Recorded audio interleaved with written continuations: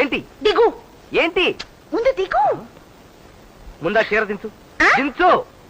ఇప్పుడు చెప్పు. మీ కాళ్ళకి దండం పెట్టమని మా నాన్న చెప్పాడు, దీవించండి. ఏంటి కాళ్ళకి దండం పెట్టడానికి దొండపాడు దేవుడు అమ్మలాగా ఇలా సాష్టాంగ పడాలా?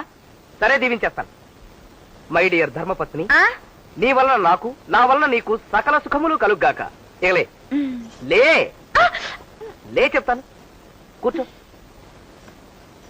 అబ్బా, ఆ ఊరు నుంచి ఊరి దాకా కారులో వచ్చాం కదా, ఒళ్ళంతా పచ్చిపుండ్లా ఉంది, కళ్ళు మూతలు పడిపోతున్నా బాయా. నువ్వు గబుక్కున పాలు తాగేస్తే నేను డుబుక్కున పడుకుంటాను. తాగే బాయా. నేను గబుక్కును తాగేస్తే నువ్వు డుబుక్కును పడుకోవడానికి ఇది ఏమన్నా మామూలు రాత్రి అనుకున్నావా? శోభనం రాత్రి.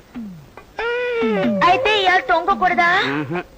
ఈ రోజు మన ఇద్దరి జీవితాలు కలిసే రోజు. అయితే మాత్రం నిద్ర వస్తే తొంగకూడదా?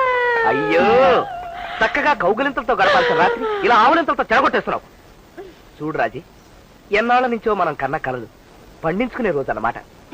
పండించుకోవడానికి ఇదేమైనా పొలమా బాయ్యా? ఇంకా థియరీ చెప్తే లాభం లేదు, నాకు ఓపిక చచ్చిపోయింది. మిగిలింది ప్రాక్టికల్ ఒక్కటే. ఎందుకలా వస్తావు? ఏమిటి పోకిరి పని? కాదా మరి. చూడు బాయ్యా, నువ్వు నన్ను ఏ చేయమైనా చేస్తాను, నా ఒంటి మీద చేయేస్తే మాత్రం అగ్గి మీద గుగ్గిలు అయిపోతాను. ఎందుకలా అయిపోతావు? అడ్డమైన మగాడు నా ఒంటి మీద చేయకూడదు, నేను పెద్ద మనిషి అయినప్పుడే మా అబ్బుల్ నాన్న చెప్పాడు.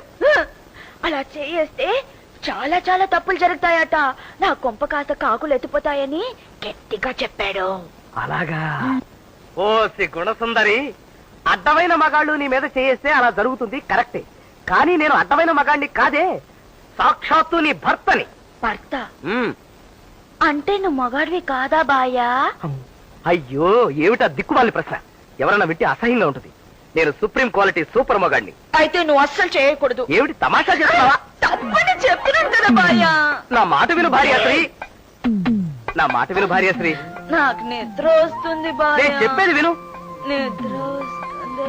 అది కాదు రాజీ, నిద్ర